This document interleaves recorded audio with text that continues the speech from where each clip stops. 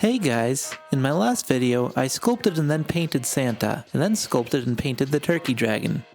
Now it's time to add feathers to the turkey dragon who will be breathing fire on Santa. The feathers I have are too big, so I need to trim the quills. Then, using my pin vise, I'm drilling holes in the turkey to fill in with hot glue and then insert the feathers.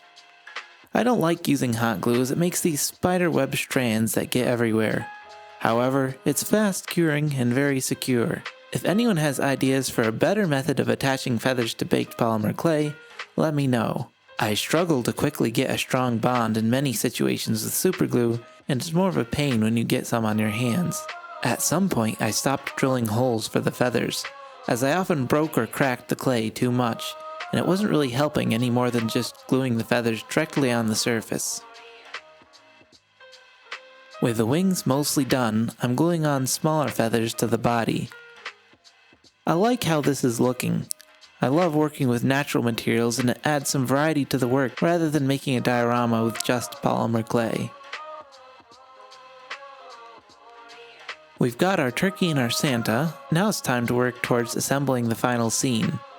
There are a few things missing still, like the jack-o'-lantern for the leftover candy, and Santa's bag of gifts. Starting with approximately the right shape and foil, I'm gluing on little wooden rectangles to look like gift boxes. As I drape a sheet of clay onto this shape, the wood helps it look more convincingly full of gifts.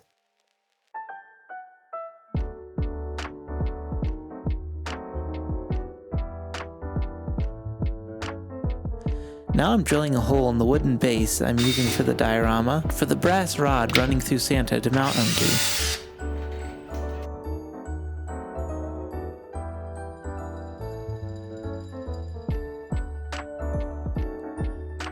The scene is starting to come together, but it's time for the electronics. If you're an experienced solderer, this part might be painful to watch. I've never soldered before, and I didn't really do any research or practice. For some reason, the tip of my soldering iron wasn't getting hot, so I had to use the base of the soldering iron to melt the solder, which was difficult and tedious. What I've done here is solder some longer wire onto the switches and battery packs. Now I need to drill another hole to run the wires from the underside of my diorama base.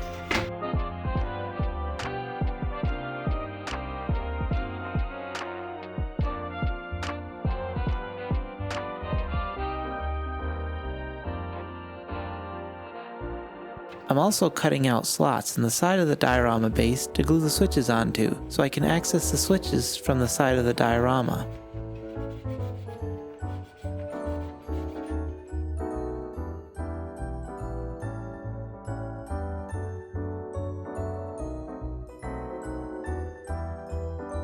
Unfortunately, in spite of my attempts to keep things in the right scale, I ended up making Santa, and especially the turkey, far too big to fit on this base frame. But two would be a little too big, so I'll cut one in half, then glue them together with wood glue.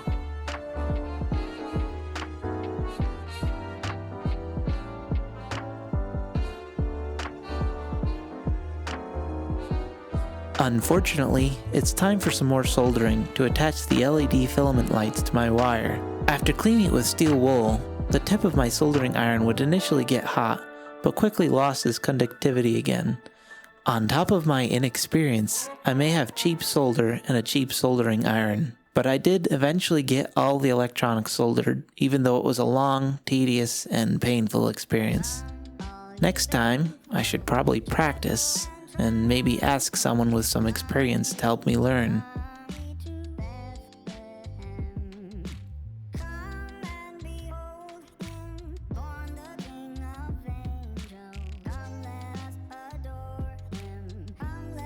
But now it's time for the fire effect. Since I haven't used an airbrush before, I started by practicing on some stray polyester, then worked cautiously. The fire breath from the turkey dragon obscures the brass rod used to suspend the turkey, helping sell the effect that the turkey dragon is flying.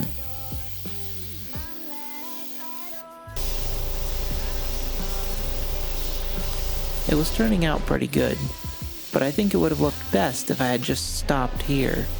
Most examples I saw online added black around the edges, so I tried that, but I think I made it worse. But for my first time trying this, I think it turned out alright. I had some final painting steps that I had saved for after I airbrushed the fire effect, in case I oversprayed on Santa and the turkey and needed to cover that up. Now I'm trying to add hair to Santa with a static grass applicator. As the name implies, this is meant for grass, but if you use white grass it can look like hair. I got this idea from North of the Border in his Cursed Easter Bunny video. At first it looks like hairs all over the place, but if you vacuum off the excess, there's only hair where you applied glue. It still looked like a little too much and a little weird standing up straight, so I used some glue on a brush to fix both issues. Now it's snow time. I've never made snow in a diorama before either, but someone recommended this brand of hole filler. It's kind of like spreading cream cheese, but it doesn't seem to want to stick or adhere very well to my wooden base. Initially, I thought it looked a little bit too much like spackling plaster rather than snow, but once I tried adding some additional water to smooth it out, I was much happier with the results.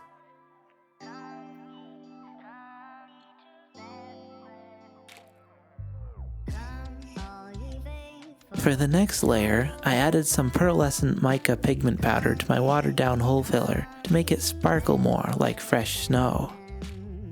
Then it was simply a matter of pouring heaps of this and embedding objects for the scene into it, including some more natural materials like rocks and moss.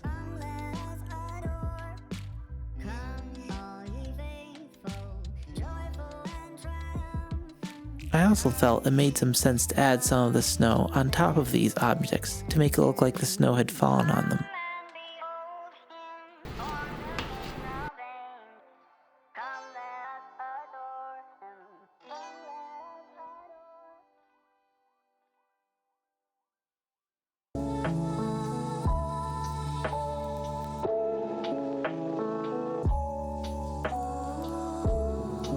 I'm taking the opportunity to cover up some of the wires used for lighting with some of my snow material and a stick. With all that work done, it's time to rest and enjoy the footage of the final result.